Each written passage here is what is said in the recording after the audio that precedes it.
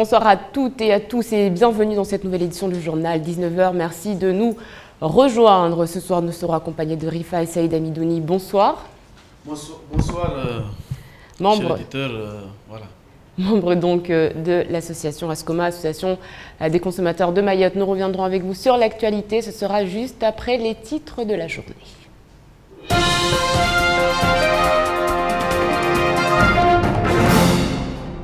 L'ancienne carrière de Doujani, objet de toutes les convoitises. La société Tetrama veut y installer une zone de stockage de déchets inertes. Impossible pour le moment de débuter le chantier faute de réactivité de la mairie de Mamoudzou. En attendant, les travailleurs clandestins, eux, s'installent tranquillement. C'est un business qui prospère. Nous avons entendu l'enfant hurler. C'est à ce moment-là que nous nous sommes réveillés. Ce sont les paroles d'une habitante de Combani qui a survécu à un incendie hier soir. Une famille composée de 6 personnes désormais isolées. C'est un appel au secours que la famille lance aujourd'hui. Et puis il y a 3,5 millions de mal logés en France selon le rapport annuel de la Fondation Abbé Pierre. Des chiffres alarmants sur lesquels l'association alerte les pouvoirs publics. Insalubrité et précarité, Mayotte figure en tête de liste.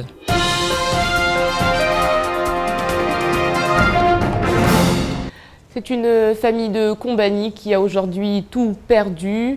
Alima et sa famille sont aujourd'hui sans maison après que cet incendie se soit déclaré hier soir dans la commune de Tingoni. Elle et ses proches vivent désormais dans la crainte. Il ne reste plus rien de leur effet personnel. Myriam Issoufali et Abbas Alidi les ont rencontrés. Cette femme est dévastée. Son banga a pris feu mercredi soir alors qu'elle et sa famille étaient en train de dormir. Ce sont les cris de son fils qui l'ont sauvée des flammes, mais aujourd'hui, elle a tout perdu.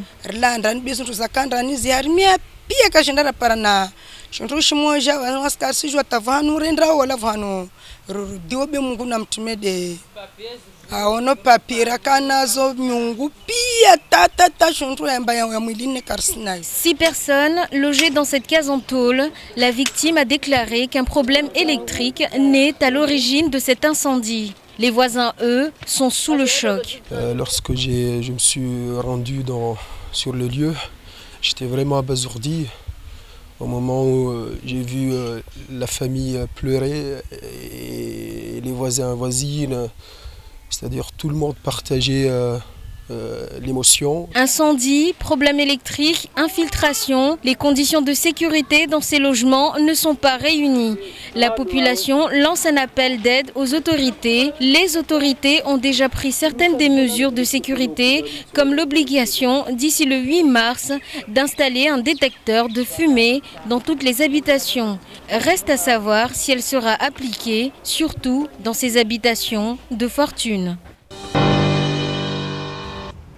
Une situation qui rappelle combien la situation des familles est précaire sur le territoire concernant notamment le logement. Près de 3 millions de mal logés en France. Voilà ce qui ressort du nouveau rapport de la Fondation Abbé Pierre. Des chiffres inquiétants et Mayotte figure en tête de liste. Depuis quelques années, les collectivités, les services de l'État tentent de prendre le problème à bras le corps. Mais où en est-on exactement aujourd'hui?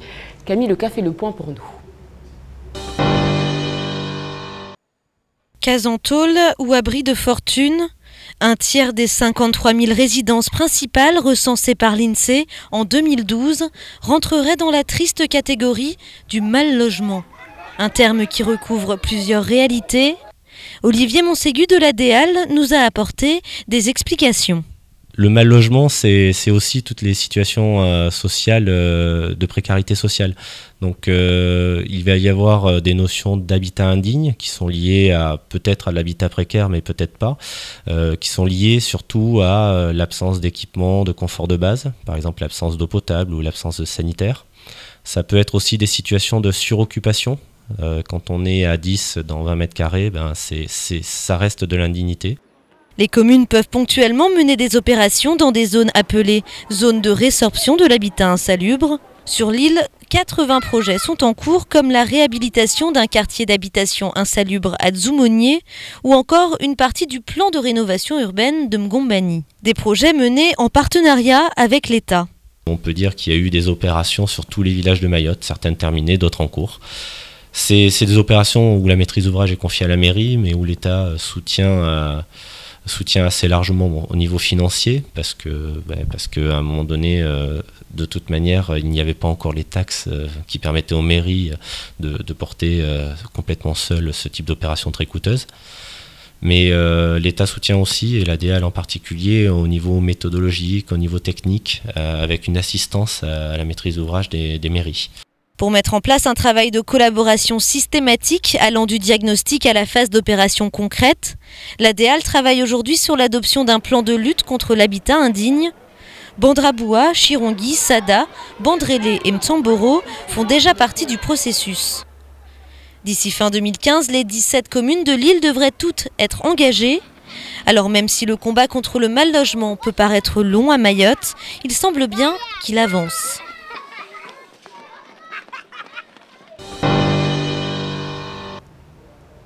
Précarité sociale, habitat indigne, nous sommes en 2015, nous sommes un département français et on voit malheureusement, Rifai Saïd Amidouni, que la majorité des habitants de certaines communes vivent dans des cases que l'on a vues dans ce premier sujet, d'où les conséquences notamment d'insécurité et donc d'incendie parfois.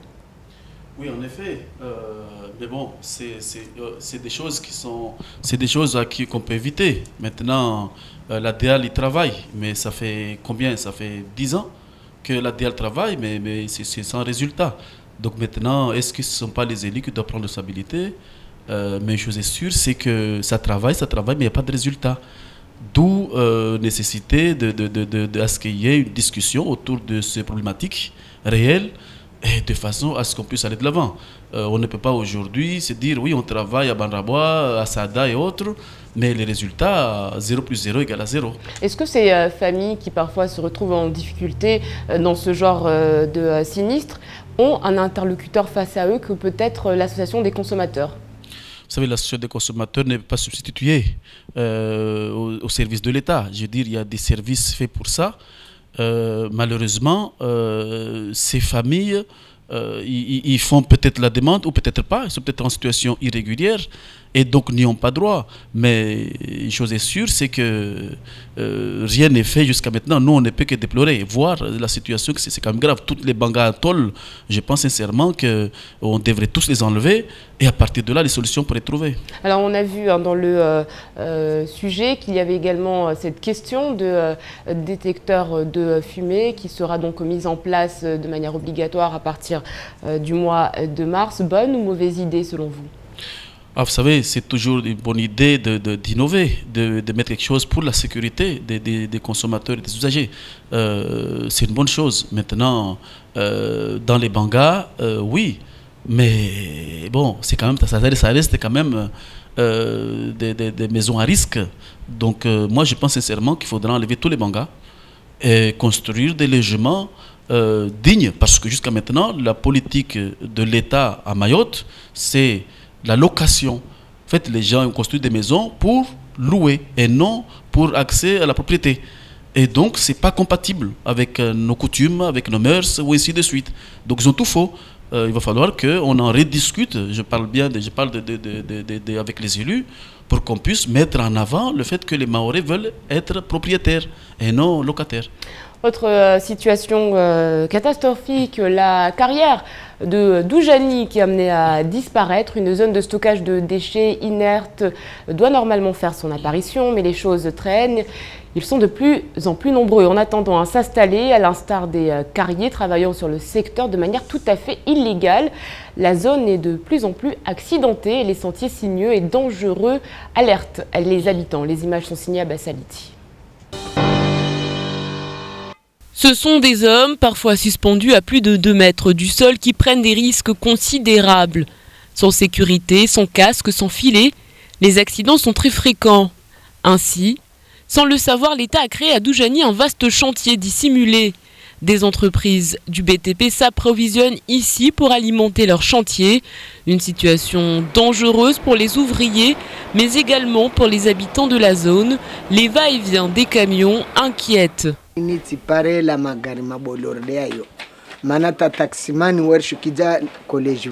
Cette route n'est pas du tout adaptée pour les gros engins, car même les taximans déposent leurs clients au niveau du collège, puis ils montent jusqu'ici à pied. Elle est où la sécurité pour nos enfants? Ils passent leur temps à jouer sur cette route. Tous les collégiens aussi empruntent cette route tous les jours. Aujourd'hui, si ces camions vont emprunter cette route, ça sera frôler les dangers. Ces sites se retrouvent un peu partout sur le territoire, à Karani, Longoni, Doujani. Ils sont connus des professionnels qui envoient leurs camions régulièrement sous les yeux des habitants du coin. C'est sur l'autre route qui est coupée de l'autre côté que les camions devraient emprunter. Parce que ce sont des gros engins. Donc si ces camions passent ici à Doujani 1, ça sera une grosse difficulté pour nous. Nous avons très peur sur les risques d'accidents qui pourront y avoir. Parce que ce sont des gros engins qui vont passer par là. Mais après, s'ils prennent leurs responsabilités, eh bien c'est à eux de voir. La préfecture a publié en décembre dernier un arrêté préfectoral qui va changer la configuration de l'ancienne carrière de Doujani. Celle-ci est emmenée à devenir une zone de stockage de déchets inertes qui sera exploitée par la société Tetrama. Le chantier est d'ores et déjà prêt à être lancé. Et on aura l'occasion d'en reparler de cette zone de stockage de déchets inertes. Rifaï Saïd Amidouni, une situation qui est au vu aux yeux de tous. On sait tous ce qui se passe au niveau de la carrière de Doujani. On l'a vu et on a vu également ces camions qui donc se déplacent, ce qui veut dire qu'il y a des professionnels qui alimentent un business clandestin. Oui, malheureusement, on peut regretter que l'État n'a pas organisé, ou que ce soit le congénéral, n'a pas organisé cette filière. Vous savez, c'est une filière qui est porteur, où il y a des cailloux, il y a très peu de cailloux à Mayotte. C'est parmi les rares endroits où il y a encore des cailloux, en dehors des sites déjà d'IBS et de TPC. Je pense sincèrement que c'est une faute grave que l'État puisse faire utiliser ça comme décharge des produits ou autres. Pour moi, franchement, moi je vous le dis, c'est une faute. Il va falloir plutôt organiser la filière avec ces hommes, les équiper, apprendre à les équiper, à ce que ces gens-là puissent travailler et gagner leur vie autour de ça. Donc, il faudra qu'on forme les gens qui travaillent là-bas, et qu'on fasse une bonne route, donc que les conditions soient réunies pour que ces gens-là puissent vivre. Mais là, maintenant, on va les chasser, ils vont vivre comment?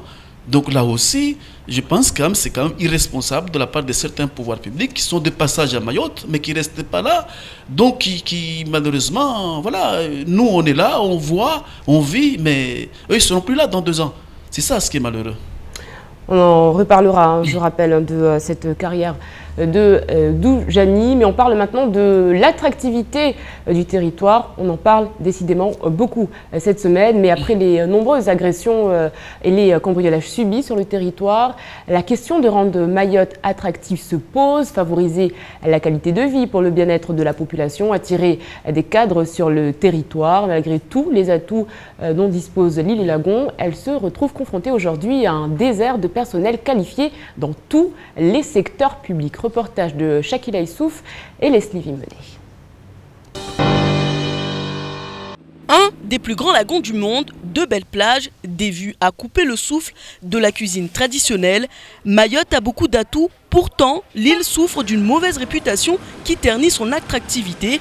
Alors, que faire pour valoriser le 101e département? Comment améliorer la qualité de vie des Mahorais? Autant de questions auxquelles la population a répondu ce matin. Moi, j'aimerais toutes les communes, tous les villages, on crée un jardin public. À Badamier, on a planté beaucoup de fleurs, même de cocotiers, mais maintenant, il n'y a rien. Donc, le seul jardin qui reste, c'est à Coconi. Il faut améliorer la vie quotidienne, c'est-à-dire la vie de tous les jours, au niveau des denrées alimentaires, surtout locales. Le banane, le manioc, la viande fraîche, le poisson. Malgré une actualité qui ne rassure pas, nombreux sont ceux qui pensent que Mayotte peut s'en sortir grâce à sa jeunesse et ses forces culturelles. Mais il faut l'appui de nos élus et leur volonté. Et certains d'entre eux s'y mettent et assurent que la promotion de jeunes artistes mahorais peut servir l'image de l'île Lagon, comme Badirou Abdou, adjoint au maire chargé de la jeunesse et des sports de Tingoni. Il suffit juste de prendre un secteur, le secteur de la culture, pour dire que, bien écoutez, à Mayotte, à travers la culture, à travers la musique, à travers l'art, on peut énormément développer ce pays, on peut apporter une autre image pour véhiculer cette île au niveau local et à l'extérieur de l'île. Redynamiser le territoire doit obligatoirement passer par l'orientation d'une nouvelle politique pour prendre en charge cette jeunesse mahoraise, une jeunesse constituée d'artistes de talent qui, avec l'appui des élus, pourraient bien devenir les meilleurs ambassadeurs du 101e département. On parle maintenant de ce document qui fait beaucoup de bruit. La Cour des comptes a en effet publié son rapport annuel hier. Dans son viseur, les rémunérations majorées des fonctionnaires de l'outre-mer, une mesure qui coûterait près d'1,2 milliard d'euros à l'État chaque année. Aujourd'hui, la Cour des comptes juge qu'elle ne serait plus justifiée, même en Guyane ou à Mayotte, deux départements où pourtant l'attractivité est la plus faible. Ici, ce sont surtout les 6000 personnes de l'éducation nationale qui sont concernées par une indexation de 40%. Le FSU, principal syndicat enseignant, dénonce les conclusions de ce rapport et juge que la situation mahoraise n'est pas comparable au reste des dom-toms. Je vous propose de l'écouter. Fred Muller, au micro de Nourdine Abdourahim. En ce qui concerne Mayotte, je serais tenté de dire qu'il s'agit plutôt de sous-rémunération que de sur-rémunération. Pour la bonne et simple raison que Mayotte est loin en termes d'indexation d'être au taux des autres départements, puisqu'elle ne le sera qu'en 2017, c'est la première chose, et que d'autre part, ces taux restent inférieurs au taux de la Réunion. Et si l'on fait une analyse rapide, on constatera que dans l'ensemble des départements d'outre-mer cités, les Antilles, la Guyane, la Réunion, Mayotte se situe parmi, même pas parmi, elle est le département d'outre-mer le plus défavorisé, sur lequel il est nécessaire d'établir un grand nombre d'efforts. Préfet Saïd Amidouni, on entend beaucoup de personnes qui souhaiteraient arriver sur le territoire dire « Eh bien, j'ai entendu ce qui s'est passé par rapport à la grève contre la vie chère et je ne suis pas tenté de venir sur le territoire. Aujourd'hui, l'attractivité se pose et il semblerait que l'une des principales causes soit la vie chère en elle-même et toutes les conséquences qu'il y a eu autour ces dernières années. » Oui, en effet, la vie reste chère. Premièrement. Deuxièmement, la délinquance, la violence, tout ça, c'est pas bon. Moi, je pense sincèrement que les mesures qui sont prises en matière juridique, en matière judiciaire, ne sont pas très appropriées. Je pense qu'il y a deux poids, deux mesures. Donc c'est pour cela qu'il y a tous ces problèmes. Parce qu'avant, à Mayotte, il n'y avait pas ces problèmes. Parce que les parents, même la justice aussi, il y avait une certaine harmonie, une cohésion. Mais aujourd'hui, vous êtes chez vous, vous faites agresser par un voleur, ah ben, vous vous défendez, donc vous êtes en légitime défense, on dit que vous voulez vous venger. Non, non, non, non. C'est pour cela, encore une fois, il y a un problème d'interprétation, sincèrement, entre le juge et la population. Donc ça fait partie d'un certain nombre de choses. Je pense qu'il faut, là aussi, il faut en parler. Il y a une mauvaise interprétation des juges par rapport à un certain nombre de faits. D'où, moi je dis une chose, si ça continue, ah ben, tout le monde partira, il n'y aura que les voyous avec les juges. Et là, ils vont bien s'entendre là. Peut-être là, ils vont bien s'entendre. Mais franchement, moi je vous le dis, peut-être que tout le monde doit partir, parce que là, pour le moment, on dit les métros, et ainsi de suite. Mais vous pensez que nous, les Mahorais, moi, mes enfants, je pensais que je vais les scolariser ici. À un moment donné, ils n'étaient pas ici. Et là, j'y pense vraiment à partir, parce que c'est pas possible. Le niveau d'éducation est trop faible.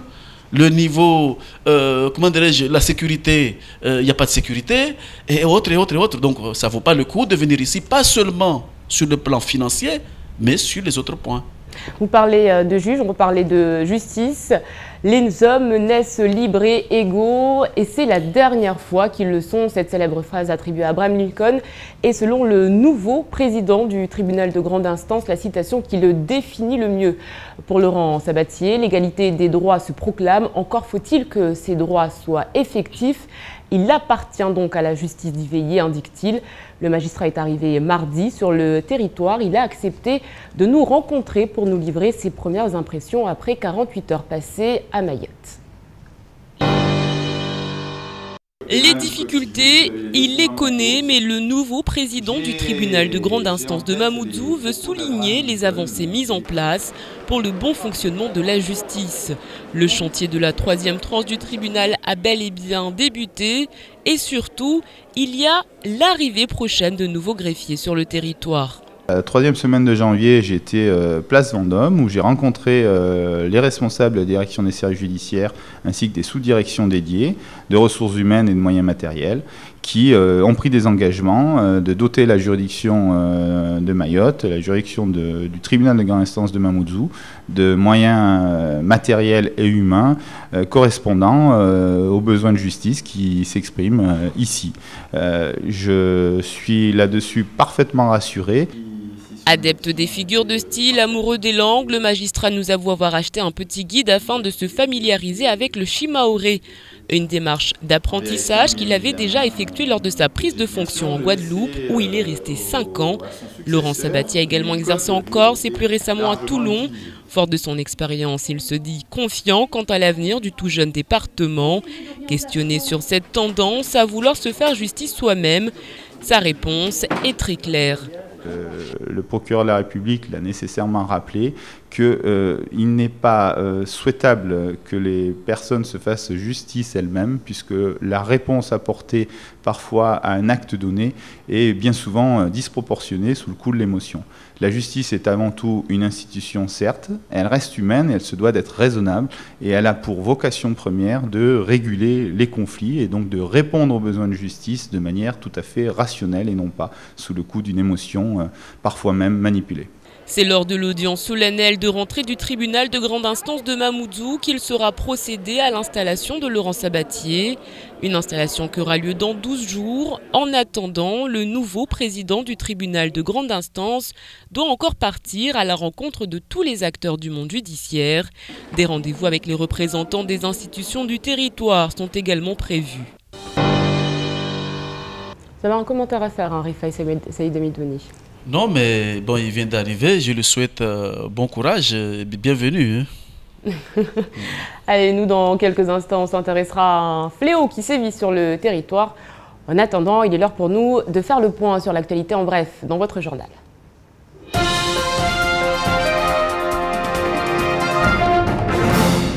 Le préfet de Mayotte, Seymour Morsi, a invité une délégation de professionnels du tourisme basée à La Réunion pour une visite du département et des zones de potentialité. C'est le secrétaire général aux affaires régionales, Philippe Lécuiraz, qui a servi de guide. Il a conduit la délégation à la baie des Tortues, à Mtanga Beach, ainsi que vers le jardin Maoré à Ngouja, qui a grandement intéressé les visiteurs. La vente du jardin Maoré est depuis longtemps envisagée. Il ferait partie des grands favoris avec une double équation possible selon nos informations. La session pure et simple ou la session mixte où les investisseurs mettraient au pot avec l'équipe en place. La métropole est bousculée ces derniers jours par les mouvements de grève entamés par les gérants d'auto-écoles qui se mobilisent contre la loi Macron, actuellement en discussion à l'Assemblée nationale. Les points de crispation sont nombreux. En effet, le texte prévoit la suppression du seuil minimal obligatoire des 20 heures de cours avant présentation à l'examen, ce qui inciterait les auto-écoles à proposer des forfaits à faible tarif. Les professionnels refusent également que l'évaluation initiale puisse se faire à distance, sans contact avec un professionnel comme le prévoit la loi. Demain, une mobilisation est prévue à Mamoudzou, à 10h au stade de Cavani. Un cortège de voitures devrait s'ébranler pour une opération escargot qui sillonnerait le chef-lieu. Un conducteur de scooter avec comme passager arrière son fils de 12 ans a perdu le contrôle de son véhicule. Légèrement blessés, les 2 personnes ont été conduites au centre hospitalier de Mamoudzou pour examen. Le conducteur a quant à lui été soumis au dépistage de son imprégnation alcoolique qui s'est avéré positif. La prise de sang réalisée fera apparaître un taux de 4,09 grammes par litre de sang. De plus, le scooter conduit par le mis en cause était neuf et n'était pas encore déclaré en préfecture.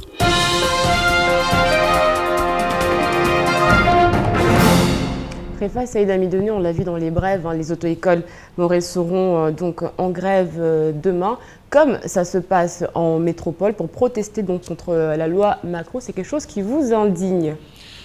Ah oui, parce qu'on en avait besoin de ces réformes, de réformer tous les secteurs qu'on disait réglementés, donc à savoir les auto-écoles, les pharmacies, comment dirais-je, et d'autres, donc tout ce qui tourne autour des avocats, voyez, et donc les huissiers et autres, les notaires. Donc tout ce monde-là, effectivement, moi j'ai dit bravo, parce que ça suffit. Jusqu'aujourd'hui, les gens qui vont passer leur permis, ils font 20 heures, mais 20 heures, ils n'apprennent rien du tout. La durée moyenne à peu près des conducteurs, d'un apprenti auto-école, est de 70-80 heures. Parce que aujourd'hui, il y en a certains qui veulent profiter de la situation de faiblesse des autres pour pouvoir se faire le maximum de marche. Donc aujourd'hui, il va y avoir la possibilité à ce qu'il y a d'autres opérateurs qui puissent rentrer. Vous voyez, donc il n'y aura plus monopole sur ça, comme dans tous les autres secteurs. C'est pareil pour les médicaments. Bientôt, et on aura, je pense, l'occasion d'en parler, puisque demain, le mouvement commence pour les auto-écoles. Voilà, donc prudence, ça commence à partir de 10h, le secteur qui sera quelque peu bouchonné, je pense. On parlera bien évidemment de toute cette déréglementation autour des professions. Ils envahissent nos maisons, dégradent les tuyaux de canalisation ou câbles électriques et peuvent être la source d'accidents domestiques. Ce sont les rats. Aujourd'hui, pour les faire fuir, les méthodes de grand-mère ne fonctionnent plus. Alors, pour en savoir plus sur l'invasion de ces rongeurs, Shakila Issouf, Assigna Moussa et Leslie Vimenet ont suivi une tournée d'un des dératisseurs de l'île. Combinaisons, chaussures de sécurité et masques, les techniciens s'équipent pour se protéger avant de manipuler les produits chimiques. Ici, ils désinfectent et dératisent les locaux de la Chambre de commerce et de l'industrie. Le premier conseil, c'est de bien nettoyer les abords extérieurs parce que le premier traitement consiste à faire les extérieurs parce que les rats ils sortent de l'extérieur vers l'intérieur. Donc notre première intervention, c'est l'extérieur, puis les intérieurs après. C'est d'éliminer le plus possible. Le rat noir, ayant pour nom scientifique Rattus ratus, et le rat d'égout sont vecteurs de maladies telles que la peste, la poliomyélite, le choléra et la fièvre apteuse, d'où l'importance de s'en débarrasser. Il existe plusieurs techniques comme celle utilisée ici. Des produits à base de viande et de maïs sont déposés dans les endroits où ils sont susceptibles de rôder. C'est des blocs à base de viande et de maïs, donc avec d'autres matières actives qui sont là, matières actives chimiques, qui servent à éliminer les rongeurs. On le met dans une petite coupelle et puis on le pose là où il y a plus des graines électriques et puis on referme. Environ 60 interventions sont effectuées par mois dans l'île, professionnels ou particuliers confondus. Mais dans certains cas, on ne sait pas si les rongeurs ont été éradiqués durablement. Ce qui est sûr, c'est que chaque année, les demandes de dératisation augmentent. Rifaï Saïd Amidouni, merci d'avoir été avec nous tout au long de cette édition. Je vous en prie. Demain, journée mondiale de la radio. Bonne fête à Béatrice. Puis sachez qu'Henri Salvador décède en 13 février 2008. Nous retiendrons de lui cette citation. Moi, je ne travaille pas, je fais ce qui me plaît. Dans quelques instants, la météo d'Ornella Périne, suivie du temps de parole. Nous, on se retrouve demain pour un nouveau journal Kwahiri.